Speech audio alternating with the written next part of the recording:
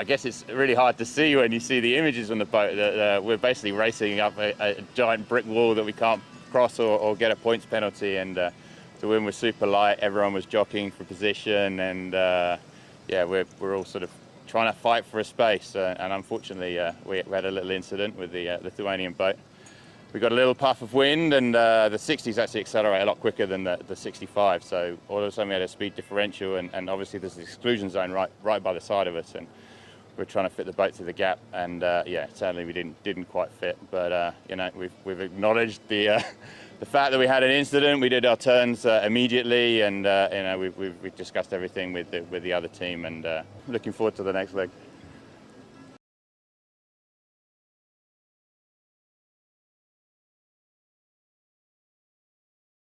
There was a collision between 11th Hour Racing and Ambersail.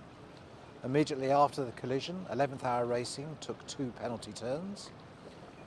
It's part of our protocol that if a boat on the water takes penalty turns, they have to provide us with proof. We received the GPS track from 11th Hour Racing that clearly shows the 2 penalty turns being performed. Overnight, there's been no other protest in relation to this incident, so the matter's closed, and the provisional results have been confirmed as final.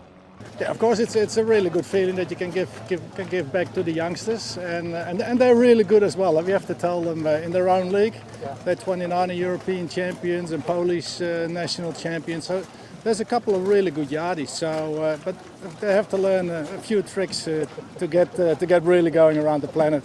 But they're learning really quickly, so that is nice.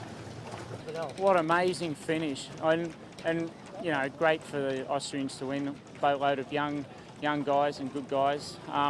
Yeah, no, we were super happy with how we raced, to be honest, and it feels a bit strange having a 5th, but you know, like the bigger picture looks good. Wow, you know, and I don't think, you know, 5 minutes out, anyone really knew who was going to get there. What amazing! Like, you know, obviously the weather system had a lot to do with it. The Moccas normally would be a lot faster, but you know, the 65, tried and true, is always close racing. That's kind of what it delivers. I think the whole race was incredible. I mean, it was a very strategic race at a few key moments, but every time it had a few surprises that the fleet came back together as well. I mean, it already started in Biscay and choosing the right sides and the approach of Finisterre, and yeah, and then the sort of the restart at the end, I think made it unbelievable cool for the spectators, but also for us on board.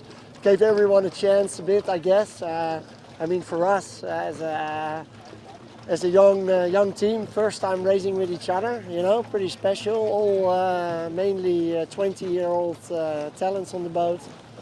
And I think this race we made so many mistakes, but we also did a lot of things good, and that's what makes it so fun. And now we need to keep learning. Stressful, very stressful leg. I think some of it was the conditions, definitely, but you know, you can tell everybody's pushing the boats quite hard, and you know, that's what you get. The finish, was it 5 boats finishing within 10 minutes or something like that? Amazing. Yeah. I think so. Yeah, as annoying as the front was, because it made it advantageous to be behind. It also made for some flat water sailing conditions, which allowed for massive speeds. I mean, we could see on the tracker updates every 10 minutes, and we were seeing boats updating 28, 29 knots of speed over a 10-minute average. I mean, that's wild. So.